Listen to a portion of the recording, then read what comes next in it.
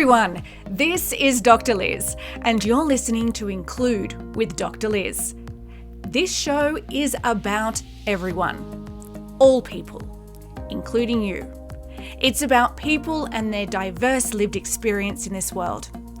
I chat with guests to get to know them, their identities, and their inclusion needs, so we all have an opportunity to understand how best to include them, so together we can create a world where everyone thrives. Carlos is a trustworthy, fun-loving, linguistic minority, sometimes distracted, father and employment specialist. Assisting newcomers to Canada to establish their career in Canada, Carlos has a permanent injury and physical disability. And Carlos's least favourite food is fish. Perhaps this has something to do with once being attacked by a shark. Oh, goodness. Welcome, Carlos. Thank you for having me. It's a pleasure to be here. You were attacked by a shark?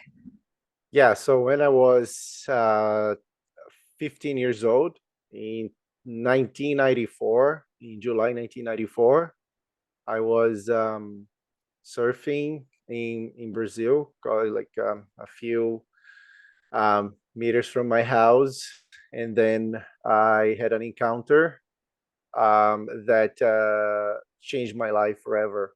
So from that point forward, I became someone without a limb. My left foot was gone, and now I'm 43, and it's been so many years that I don't even remember how was life before that. Wow. Okay. Well, that's obviously only part of you. And I sent you a survey to complete before today, and there was a long list of identities, and you picked 5 from memory. What were they? Well, I'm male, I working parent, linguistic minority, physical disability, and permanent injury. So are the disabilities and the permanent injury all connected together from losing your left foot? Yes, because it's not something temporary. I know you're only 15 and it's been a while now, but tell me what the process is like to not only go through quite a traumatic event in itself, but also come to terms with lost a limb. The curious thing is that I've never had this thought about being traumatized by this event, but then when you start reading about trauma and stuff, like you see that you fit into the description.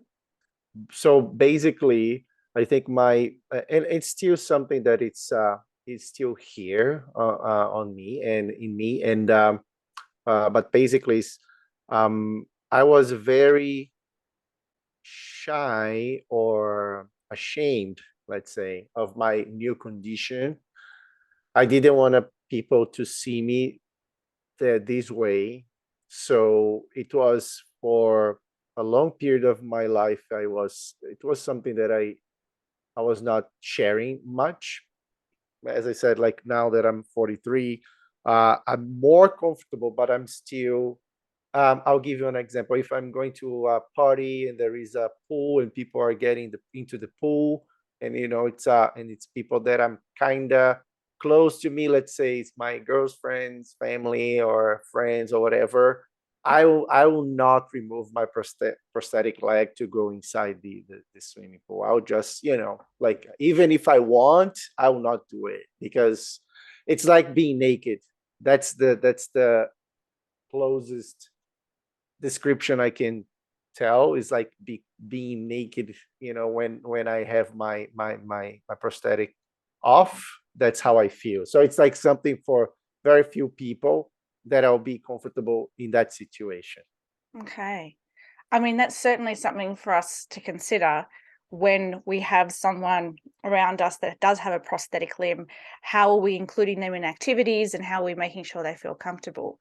I do have a friend that has a prosthetic leg, and she flaunts it. She has tattoo sleeves even for the leg. Mm-hmm. I think part of it is for her because it looks great with the tattoo sleeve on it, Mm-hmm. but she also likes to be able to educate other people because she's an athlete, Mhm. and just to be able to see that that is just part of her and not the whole of her. Now, we actually talked about this when we first met around, so you're in Canada and Mhm. you have a Brazilian accent, and I'm Yeah. in the US with an Australian accent. So Mhm. talking about being a linguistic minority, Mhm. tell me about your experience. Why did you move to Canada in the first place? Well, Brazil has its problems. It's a beautiful country with amazing people, amazing food. um, but it's there is a social, historical, social disparity, which causes a lot of issues, especially urban violence. So this was my main reason. I had the opportunity to come to Canada as a permanent resident to try, a new life. I had an amazing job back in the day, and I quit to move to Canada because I thought that would be a one, unique opportunity. Mhm. And also looking now, for example, I have my son, and just the fact, of course, for some people this might sound very weird, but it's like just the fact that I can, take him for a walk without being concerned about, being robbed. So it's a very like you go around and you see the houses, they don't have fences or anything, like high walls. Like this is what we have in Brazil, like electric fences, around your house, just to keep you safe from whatever is outside. So the fact that you can go around and just enjoy your life, being peace, that's great. On the other side, of course, you have a lot of downsides, which is you'll be away from your family, away from your friends, the language, the food, the things that you are familiar with, and you can start questioning your decisions. Wow, what I'm doing here and isn't that. Yes, it's just but then it's like I go to Brazil and then I spend like 2 weeks, and then okay, I remember why I left. I feel that here is home, and Okay. and there is a place to go and visit and enjoy, and then Yeah. just come back. How were your English language skills before you moved to Canada? My English skills were very limited at the time. Like I had the opportunity to practice. I would say playing online. Like I'm an avid gamer, so I would be playing online and speaking to people from different parts of the world. Like Europe, the U.S., Canada. Um, but when I arrived here, was very challenging, because my first job here, I got this job because I have Portuguese as my first language. So basically, the company was a video game company. We were dealing with clients from Brazil, customers from Brazil, in Portuguese. But of course, English was something important because you had to, deal the everyday thing in the office and things like that. But basically the entire team that I was part of, they were Brazilian, so we were speaking Portuguese all the time. So that was a barrier, like was something that was slowing me down, um, because I said, okay, I have to get into an environment that I can speak English 100% of the time. Otherwise, I will rely on Portuguese to get a job. So then after a year, I decided to, apply for other jobs. And then I went to this organization that at the time they helped people with disabilities to find employment. So I went there as a client, and then they saw my experience and they offered me a job to work for them as a job developer. And since then, like that situation or that opportunity turn my career in a different direction. Like Mm. I came from marketing and tourism and marketing, and now I'm working in employment services since then. And you're applying all of your lived experience, it sounds like, in those roles. Oh yes, because right now, like the role that I'm right now, I help newcomers to Canada to establish their career here. And being a newcomer myself is something that make things easier, because you can say, okay, I know what you're talking about.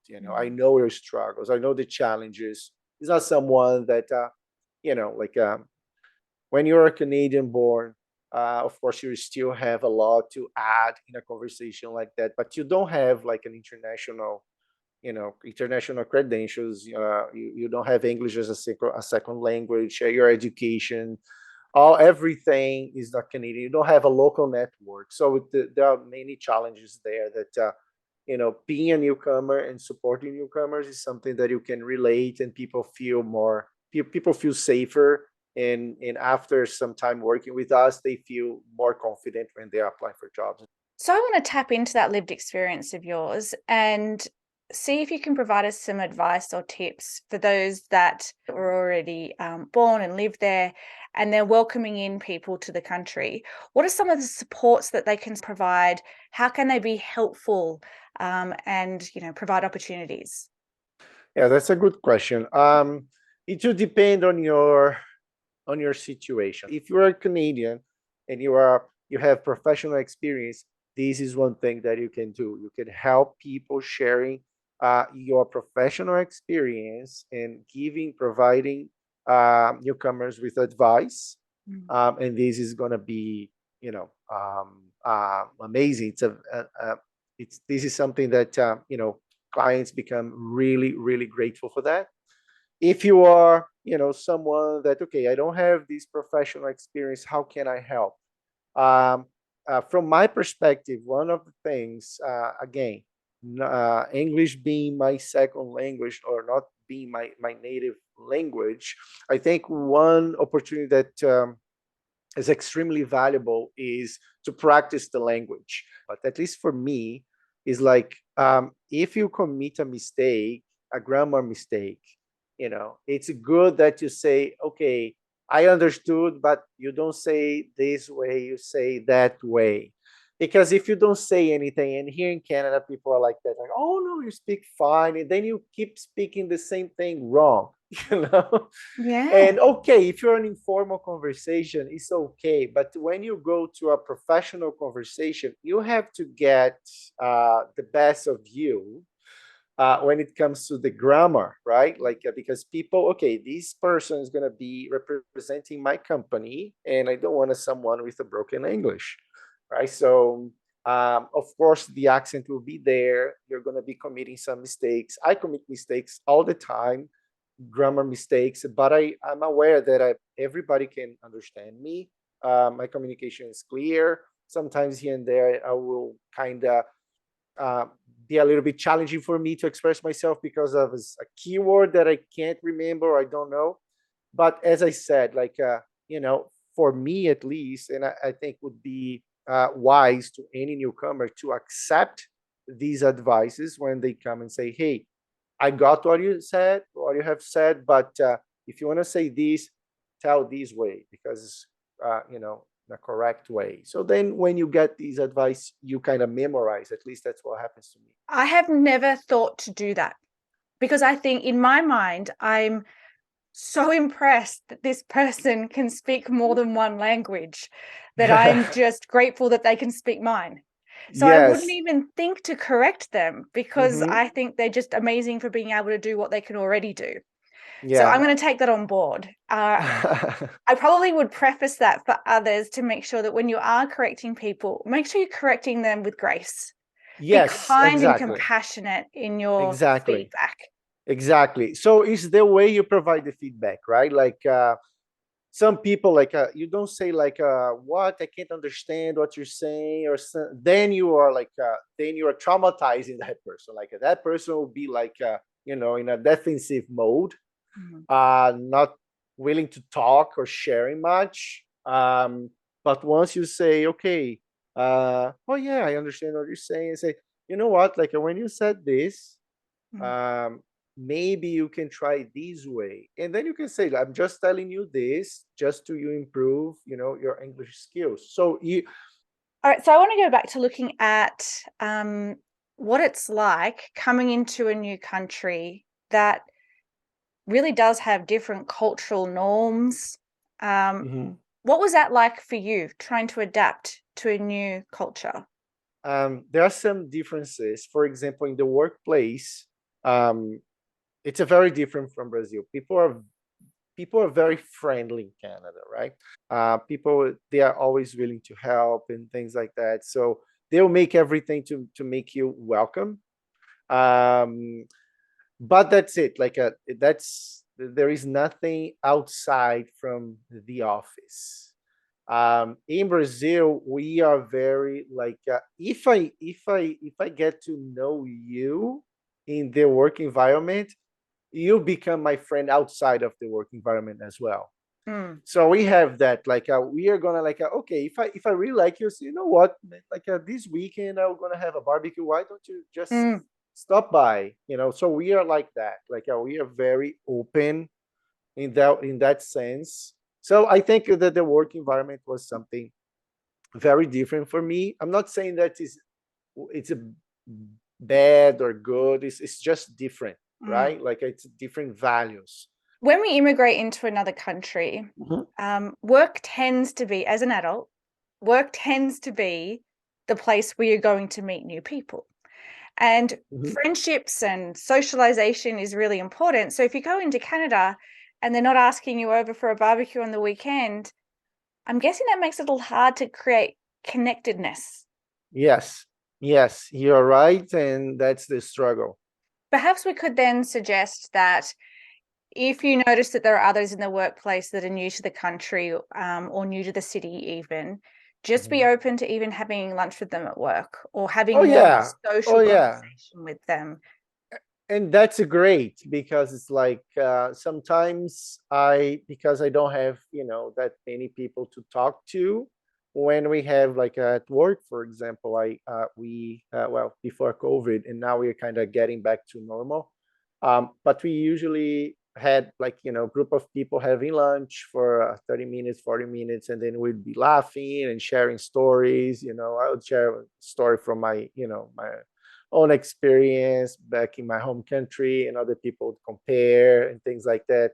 So in my workplace, we are very diverse, right? We have people from different countries, so we can share even to break some assumptions that we have. So I'm always talking and asking things to learn from them, and it's beautiful to be in a diverse environment where you can get so many different perspectives.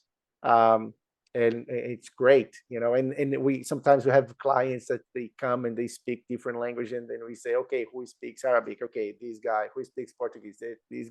Who speaks Spanish? And then we have all people there. What a beautiful melting pot. Yes, it is. A prosthetic limb is a very visible disability. So we talk about sometimes with disability being something that's visible and something that's invisible. Now, sure, you said that you try to cover it up so that it's not something that people can see. Yeah. So if someone sees your physical disability and they're curious, can they ask you what happened? To me, is not a problem at all. What I don't like specifically is people staring at me and pointing. This is something that I have never experienced here in Canada, but in Brazil, people are very indiscreet in this sense. But I have no problem. People I had a children come and they touch and stuff. I have no problem with that. I remember the other day I was with my son, and there was this guy, and then I said, excuse me, you have a prosthetic arm and stuff. I have a prosthetic leg too. And so it was almost we're part of the same team. And then we start sharing can you show me, and then he was showing me, and how long have you been, and these type of things. And so again, answer your question, approaching me, it would never be a problem, but these will vary from from person to person.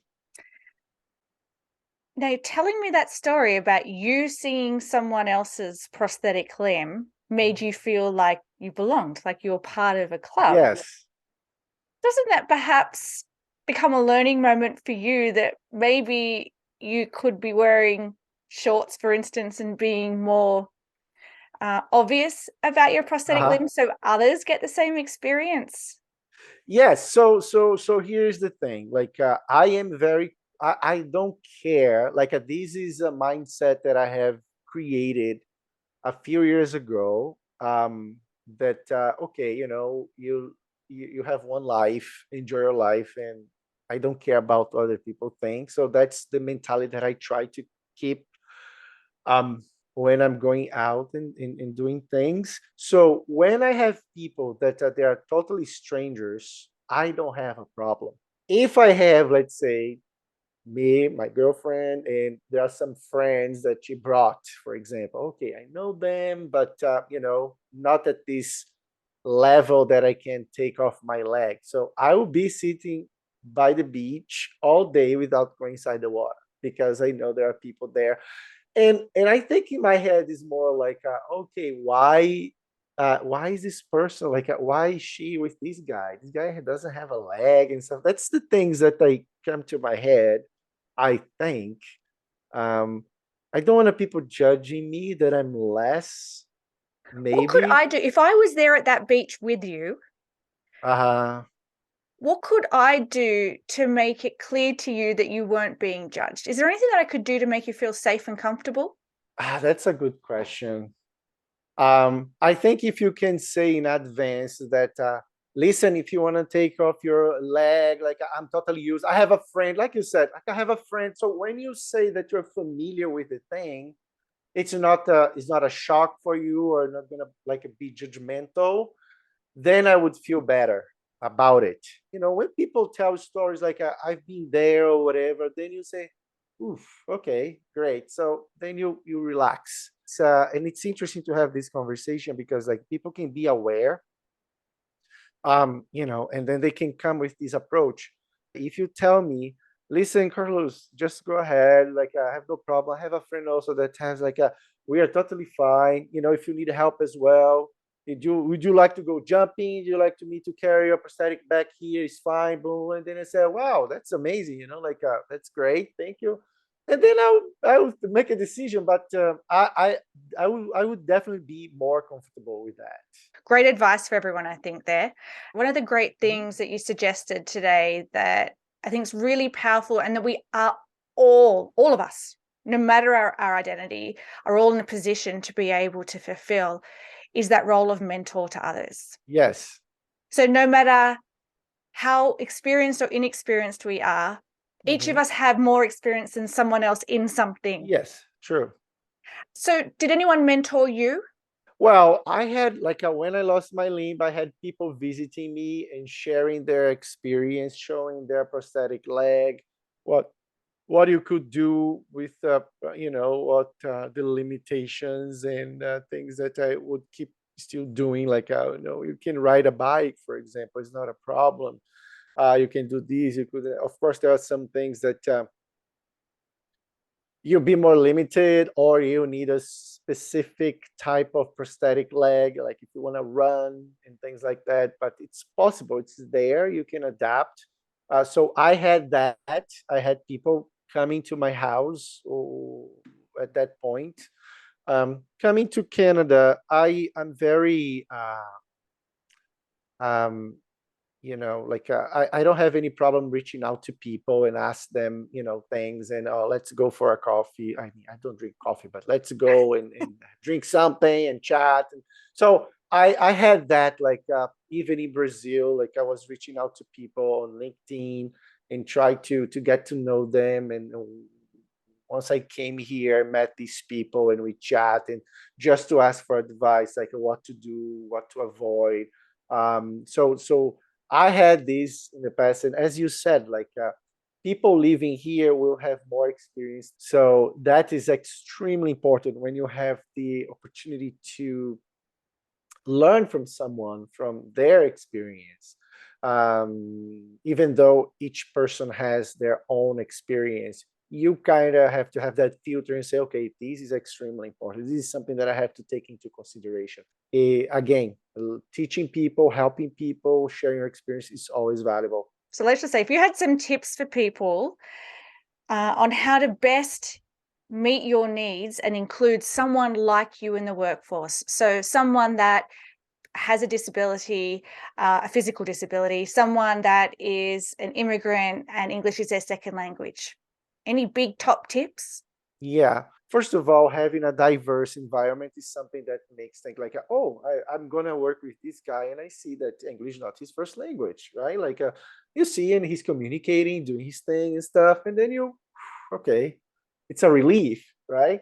And knowing that the manager admires like the fact that you came from another country, starting a new life, making you feel welcome, making that your making clear that your language is not a barrier. For me, I'm repeating language because it was my challenge.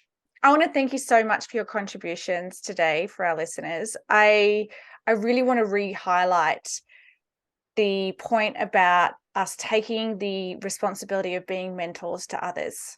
I just think if we approach that with whether it's newcomers and immigrants, whether it's just new people into the organization, people that reach out to you on LinkedIn just asking for advice, that's being more inclusive, isn't it? It's actually trying to create a world environment where everyone can thrive. Yeah, I think people should be more open to get to know other people. Like, I've seen some discussions on LinkedIn, people like, oh, I don't accept people that I don't know on LinkedIn. I said, well, here, like, we were connected, right? Like, for some reason, probably for because of disabilities and inclusion, stuff like that, we had something in common. We don't know each other, but then there was an opportunity now to share something, right? Like, we are running this podcast right now. So I think people miss a lot of opportunities if you just stick to what you know. And if you do like that way, okay, it's your choice. But I think you're gonna miss a lot, you know? Oh, such a good point. I mean, I hadn't ever looked at it that way before, because if it's only people you know, then it's only the Yeah, people you cross paths with. And if you have a really homogenous group of people around you, then yeah. you're not going to be expanding your network and understanding of others. Again, thank you, Carlos. We're going to have to cut it there. Okay. Thank you for having me.